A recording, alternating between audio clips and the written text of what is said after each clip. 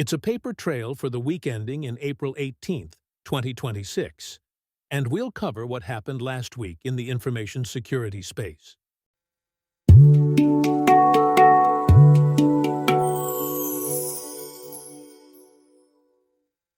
The bottom line. The federal agency, NIST, stopped fully vetting many software vulnerabilities this week, eliminating a key resource companies have long relied on to prioritize where to focus security resources. At precisely the moment adversaries are exploiting newly disclosed weaknesses in hours, not weeks. Meanwhile, the AI tools developers use to write and review code were shown to be weaponizable, and a children's privacy law, COPPA, with penalties exceeding $53,000 per day per violation, hits its compliance deadline in 3 days. Last week, in review. CVE submissions to the National Institute of Standards and Technology, NIST, for National Vulnerability Database, NVD, the world's primary public catalog of software vulnerabilities, have grown 263% between 2020 and 2025, with Q1 2026 tracking nearly one-third higher still. While NIST tries to fully analyze and score, enrich, reported vulnerabilities by adding additional context and information, NIST could not clear its enrichment backlog for vulnerabilities in 2025 due to the unprecedented scale of reports. Due to this, on April 15th, NIST announced it is fundamentally shifting how it operates NVD. Effective immediately, NIST will only enrich a subset of newly reported vulnerabilities, those actively exploited by adversaries, those affecting federal government software, and those in critical infrastructure software. All others will be listed but left unenriched and will lack independently validated severity scores and affected product data. On April 14th, Microsoft released security updates addressing 160-plus vulnerabilities, the largest single Patch Tuesday release of 2026. The release included a patch for an actively exploited SharePoint Server 0-day, CVE-2026-32201, a spoofing flaw that allows an unauthenticated adversary to access and potentially alter sensitive information over a network. Another notable vulnerability that also got patched includes a Windows Defender vulnerability dubbed Blue Hammer that grants an adversary full system privileges. Separately, Google patched Chrome's fourth actively exploited 0-day of 2026. Sysdig released its 2026 Cloud-Native Security and Usage Report based on analysis of billions of software packages across hundreds of thousands of cloud identities. The report found that human identities now account for just 2.8% of all identities in cloud environments. The rest are automated systems, AI agents, service accounts, and machine credentials. Furthermore, the report noted that adversaries are now exploiting some vulnerabilities within hours of public disclosure. Collapsing the window defenders have to patch before active exploitation begins. The report concludes that organizations have reached limits of human-driven security operations and must shift to machine-speed detection and automated response. Pulse.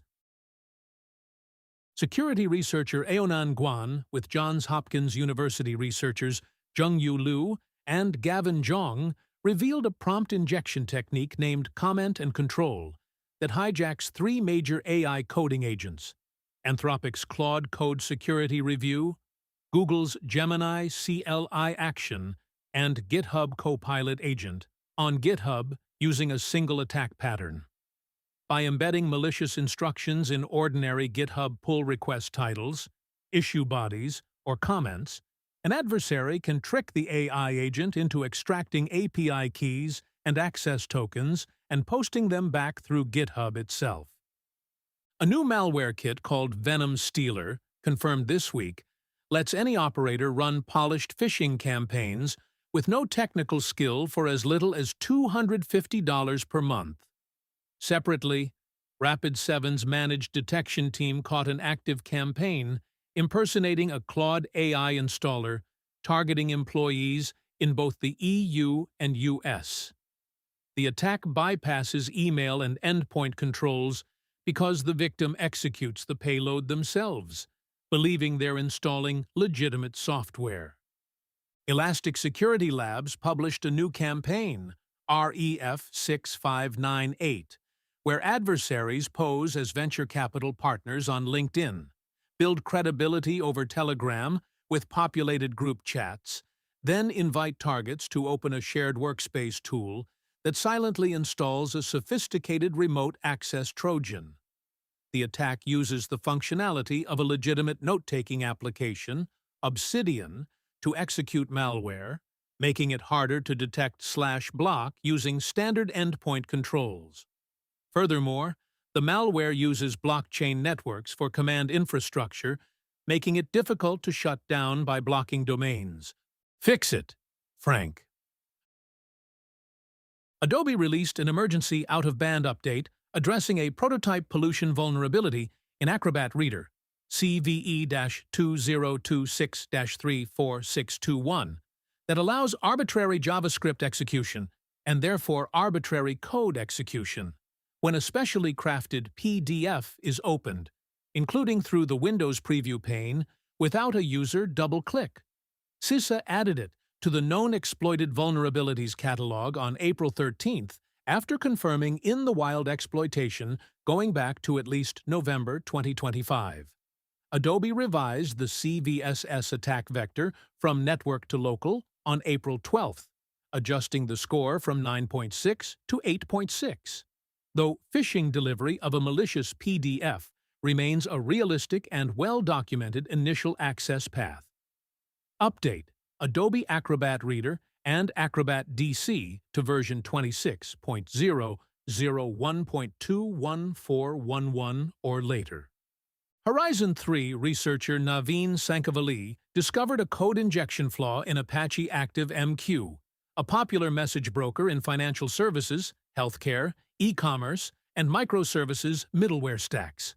An adversary with access to the Jolokia JMX HTTP Management API can invoke the operation with a crafted URI, causing the broker to fetch a remote Spring XML configuration and execute arbitrary OS commands on the broker's JVM. The vulnerability requires authentication, but many deployments use default credentials, limiting the benefits of authentication. Upgrade to Apache ActiveMQ Classic version 5.19.4 or 6.2.3. If immediate patching is not possible, then restrict network access to the ActiveMQ web console, port 8161, via firewall. Disable or restrict the Jolokia endpoint. Change all credentials away from the default. Two command injection vulnerabilities in PHP Composer's Perforce. VCS driver allow an adversary to execute arbitrary OS commands on a developer's machine during Composer install or update command runs. The higher severity flaw, CVE-2026-40261 CVSS 8.8, is exploitable through malicious package metadata served by any compromised or adversary-controlled Composer repository as Composer processes the malicious source reference and passes it to a shell command without executing the injection.